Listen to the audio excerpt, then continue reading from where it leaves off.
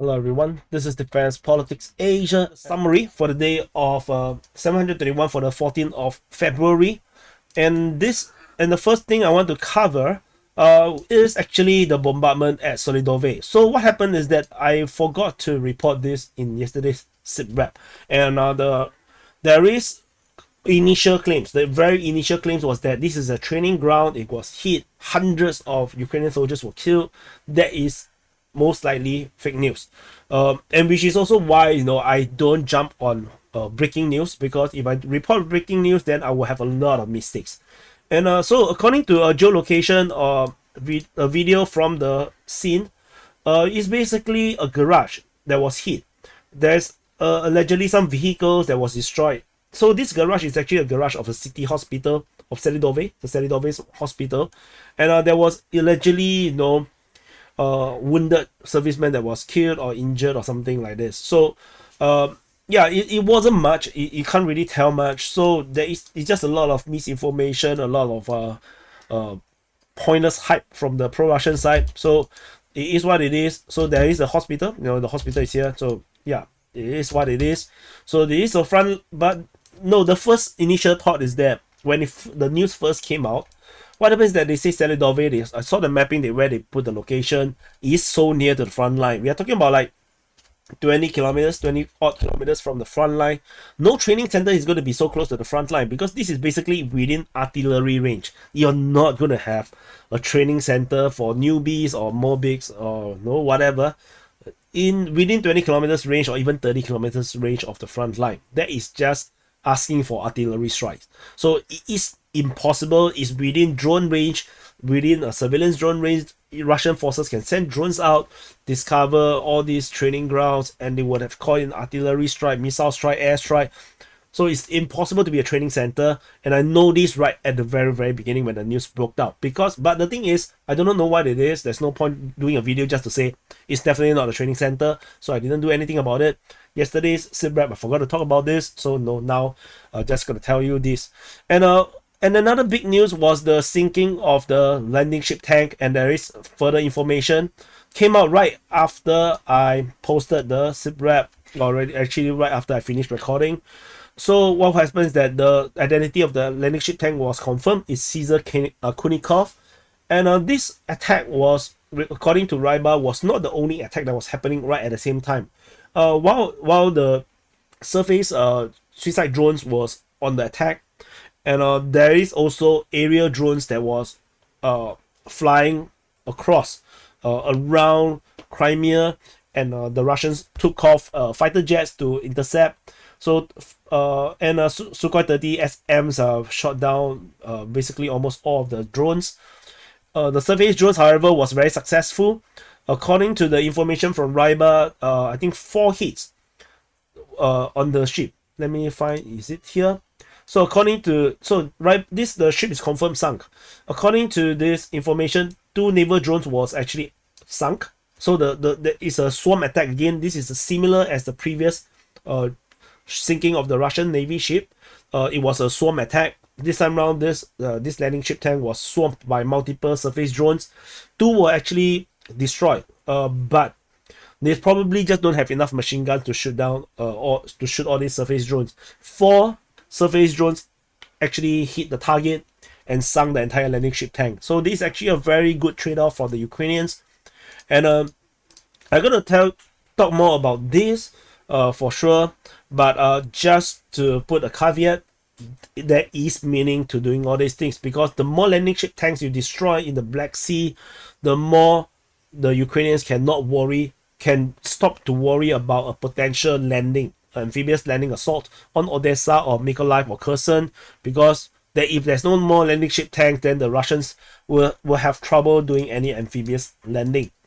One of the issues surrounding this attack was that the American drones was operating. RQ-4B drone was actually flying even above the ship, or in the area of the ship, monitoring or even aiding the command of these drones, maybe providing satellite or GPS or internet, and or observe, or simply just to observe the attack. So this continues to be the case Russian observers are puzzled by why the Russian Air Force still allow American drones to fly in the southern part of the Black Sea unimpeded. So in fact, not even southern, they are right in the center. So the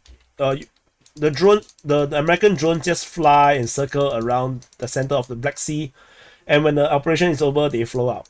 So this is bizarre to a lot of people, and yeah, it does also shows that the Russians also on their part trying their best not to escalate the conflict beyond just one combatant, which is Ukraine. So this is what it is. They are ultimately in geopolitics. It doesn't matter the morals and the ethics, you're right or you're wrong. Important thing is don't give excuses for your potential enemies or your adversaries reasons to go to war with you. This is the number one thing I think everybody need to learn. It doesn't matter if you're right. Don't give them excuses. So anyway, we move on over in the southern front. At the southern front, Kharkiv continues to be a thing, and so I finally found the footage that was it wasn't obvious to me where the footage was. So the drone footage of the Ukrainians are dropping the flag onto the water tower. Yeah, very lame. But anyway, I'm gonna give it as a gray zone and for the Ukrainians. So but it is what it is. It is a very stupid operation to do. I just thought it's very lame. Anyway, and then there came out a very long footage of Ukrainian forces, the difficulty of Ukrainian forces at Kharkiv, from landing to dispersing to try to escape from artillery shelling. They are being observed, they're being bombarded.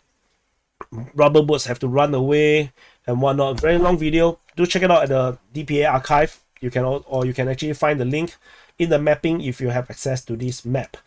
Further in the north of Yakhinka, there is a drone strike on artillery guns of Ukraine. So another drone strike happened, and the Ukrainian forces continue to lose equipment, trying to assist in the defending of the beachhead over at Kharkiv. Very, very pointless.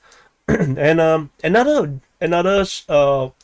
Lancet strike was actually reported over at this location called Valentinske. So Valentinske, this is a mortar position. It was actually discovered by the Lancet, and the Lancet basically just smashed into it, taking out the entire mortar position. So that's it from the Kherson Front. We move into the Zaporizhzhia Front. So over at the Zaporizhzhia Front, this is a city, and this is the entire front line.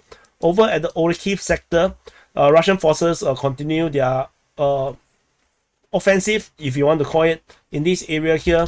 We're fighting reported towards Robotine and in the western part of Vrobove. Probably you can't see it. Too much entrenchment around here. So in this area here, the Mi-24. So yesterday I showed the footage or talk about this geolocation of the crash Mi-24 helicopter. We have confirmation from the Russian Defense Ministry over the past 24 hours that they have shot down the Mi-24 through air defense system. So it's not anti-tank guided missile as per claim by the geolocation, but so the Russian Defense Ministry say that it's actually an air defense system that shot down the Hind. So that's all for this helicopter issue. And further up north, over at Novodanilivka, there is geolocation of Russian air striking Ukrainian position over at Novodanilivka. I just want to highlight, based on all the video footages that was trying my best to upload as much as I can into the DPA archives, there is so much airstrikes. The fat bombs, the FAB bombs, the glide bombs, the number of airstrikes the Russians are now throwing at Ukraine is insane. Is at the level of how the Americans do their military operations. We all are very familiar before the Ukraine war of how the Americans do the military operation. There's always incredible number of airstrikes. They will dominate the airspace. They have air supremacy. They just drop bombs everywhere. And that's what the Russians are doing right now. They're throwing so much bombs at even the most obscure places. It's amazing. I will show you, for example, over in the Kharkiv Front.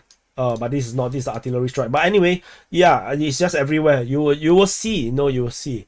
Anyway, over at the Velika Novosilka sector, the only other part that is anything, other than the front line change that I already mentioned, based on the geolocation of the airstrike. Again, like I said, airstrike. So they don't even do artillery strike. They just simply airstrike the hell of the Ukrainian position. The Russian forces are attacking in the Pryone region. There is no more fighting reported in the Staromayorsky or Uruzhaine region. So that's all from the Velika Novosilka sector. There is another FPV drone attack against Ukrainian pickup truck in the south of Velika Novosilka. Not important. Just shows that the Ukrainians are there. They have vehicles trying to do their jobs, but things are hard. So we move on. Over at the Donetsk Front, this is the Donetsk Front. At the Donetsk Front, in the southern line, in this area here, the Russian forces are not attacking at Prishestivka anymore because the Ukrainians counterattacked in Prishestivka. The Russians instead now push at Zolota Neva. So they are playing hide and seek. As I mentioned in the previous SITREP title, it's a hide and seek. So this is happening, but the Russians are still consistently pushing for Vodian. So this has been ongoing for some time already, 10 to the 14th. It's already been 5 days. So there must be some very serious push happening over in the eastern part of Voleda. I'll definitely keep a lookout for more information about this area here because it is very unusual. We will continue to look out for what exactly is happening, and if it is some kind of attack in this direction, or is it an attack in this way. So we will see how this progress. Over at the Novo-Mikhailivka region, Russian forces entered from the southeast to engage the Ukrainian forces. Geolocation of a explosion on the eastern part of Novo-Mikhailivka, showing that the battle is ongoing. So this battle of Novo-Mikhailivka is ongoing, but nobody give a damn. From my understanding, everybody just cares about Avdiivka. So it is what it is. Moving up north, as per the frontline changes report, the Russian forces are pushing in the southeastern part of Boyeda. And so the mention about fighting at Boyeda in the icon here by the Ukrainian Defense Ministry is probably referring to this push in the southeast. So probably this is where the Boyeda fighting is currently ongoing. This is based on the geolocation of the rifle battle with artillery support on Ukrainian positions. So this is pretty intense stuff. And over in the Marinka region, Russian forces geolocated in the eastern part of Marinka. Ukrainian forces counterattack over at Georgievka. So we will continue to monitor to see how this progress, whether Ukrainians can do anything. And we move further up north. There is clash over at Krasnohorivka. There was reports of fighting on both sides, reporting both of them are defending. So if both of them are defending, who is attacking? I'm not sure. So and there are multiple geolocations around the Krasnohorivka region. There's one over here, one over here, one over here. So all this, I believe, so this FPV drone attack, this one is a Lancet attack on the Ukrainian artillery in the north or northeastern part of Krasnohorivka. And this one is a Lancet attack also on the artillery system, but this time is a bit further away from in the far northwestern part of Krasnohorivka. So a lot of artillery system getting hit around Krasnohorivka. I'm not sure if this is a precursor of the Russians preparing a major offensive by actually softening up the Ukrainian front lines and the supporting elements in order for them to make a big push into Krasnohorivka. Not sure, but I would say it's a bit early because I think they should finish their Avdiivka cake before they take another piece of Krasnohorivka cake. Eat one cake at a time. Don't eat two cakes at a time. Because you only have one mouth. And over at the Avdiivka Front, so this is Donetsk city, and this is Avdiivka city is a lot smaller as a city, to be honest. Yes, it is. And this is the Avdiivka Front. And at the Avdiivka front, the Russian forces continue their Avdiivka offensive, clearly. Fighting reported towards Novokalinove. And in the north of Avdiivka, in the area of Opitny, towards Cheverny, as well as towards Nevelsky. And the front line change happened in the north, with the Russian forces heading towards Lashtoshkine, which is a surprise. And from Opitny, they continue to push northeastern direction towards the Russian position in the southern settlement. There is multiple geolocations of heavy bombardments over in the, this is wrong color, over in the Khimik region. The 9th district is getting bombarded like nobody's business. You can see the explosion versus the size of a tree is ridiculous. There is another one that is a bit more dramatic. The drone was strafing, right? And then showing the explosion near the church. So a lot of very spectacular footage coming out from the Khimik region. The Russians have give no damn about the Ukrainians. They're bombarding it like nobody's business, because there's no civilians over there, so they don't really give a damn. Ukrainian forces are geolocated just off where the borders are in our mapping, showing the Ukrainians are indeed in the south eastern part of Germany. So no frontline change in terms of that. And the Ukrainian forces geolocated in the southernmost this suburb region, so confirming that the Ukrainians actually have full control over the suburb region. Maybe the Russians are here, maybe they are not. So the Russians definitely is holding up around the forest in the higher grounds. We will continue to see what's the Russian plans. Tentatively, the Russian forces in this southern part of Avdiivka is not moving. They're not doing anything. There's a spectacular footage that came out of the two Russian tanks heading into the front line to recover a damaged tank. It may be dated, to be honest. I'm not sure, because the front line in this video footage is over at this bridge, and but we have already indicated that the Russians are here. So it's unclear if this footage is recent. So I am not sure. I put a question mark. So if the Ukrainians are there, then it's even worse for the Ukrainians, because this is even further away to get out. And so the Russian forces currently have basically almost encircled the Ukrainian forces in the air defense zone. The Russians are pushing out. The Ukrainian forces, basically the only road out here towards Lashtoshkine is now under threat because of the Russian push. They may push south or push west. Both ways they can cut the road. So particularly pushing south definitely cuts the road. And the dirt road, based on the alleged footage from Twitter, looks super muddy. I'm not sure if that's the real one. So and I also always talk about the eastern side of Avdiivka.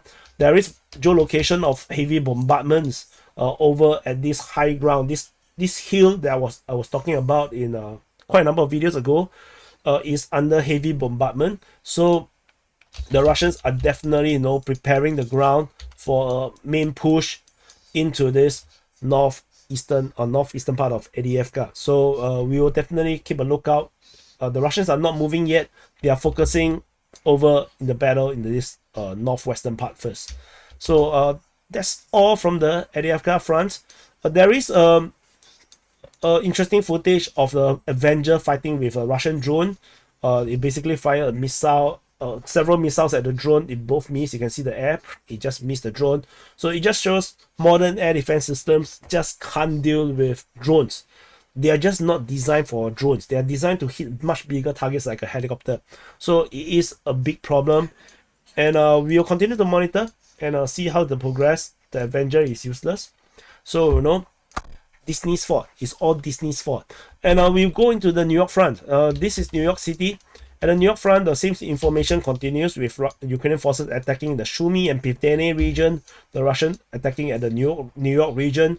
This strategic situation did not change.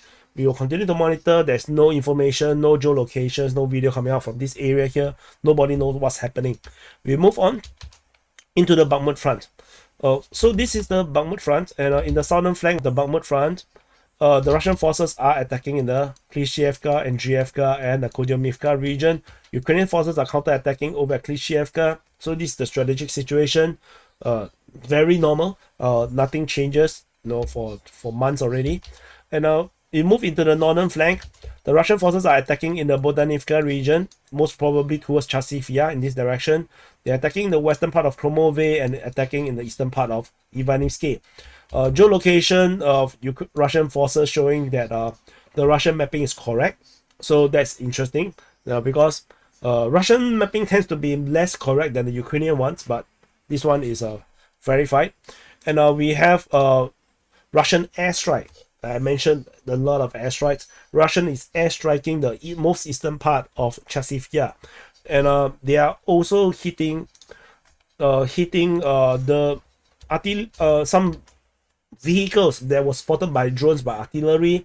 So a lot of things is happening over in the Chasiv region. We already have a lot of artillery shelling and lancet strikes in this area.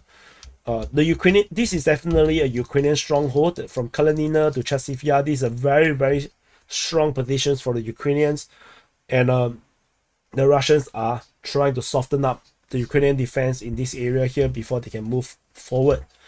And for those that are thinking that my voice is getting a bit more and more weird because I'm sick. I has been sick since Sunday, so despite you saw a lot of videos and things, I talk a lot, but yeah, I'm actually sick.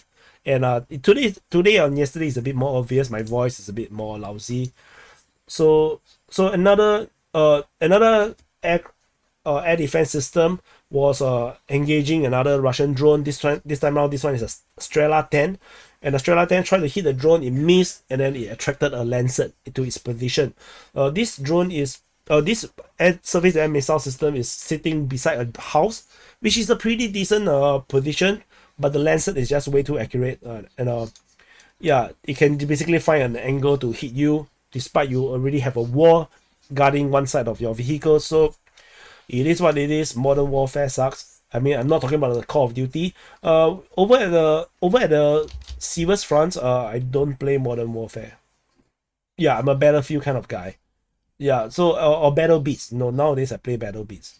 And at Siversk, there's no report. Suddenly, Bilohorivka was not mentioned. So this is what it is. And we move into the Kreminna Front. So this Kreminna Front.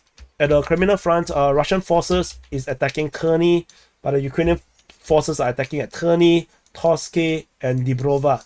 So the Ukrainians are still trying very hard. I'm not sure what is the real statistical situation in this area here, because we always hear of the reports of fighting, but we don't see the results. So we shall see how this goes. Nothing at the Selydove Front. We move into the Kupyansk Front. This Kupyansk city, at the Kupyansk Front, this is the Kupyansk Front. The Russian forces are attacking at Ivanivka. According to the Ukrainian reports, the Ukrainians are attacking at Ivanivka, but then the Russians held some frontline change report. You can go and check it out. A forward position, frontline change, and yeah, I'm tired. So that's all from the Kupyansk Front, and we move into the Kharkiv Front. As I mentioned just now, there is artillery shelling over at Vasily in the Kharkiv region. That's it for the Kharkiv Front, and that's it. This is the summary for the day of 731 for the 14th of February, and no conclusions today, or I will do a separate video later because no voice. I'll see you guys in the next update.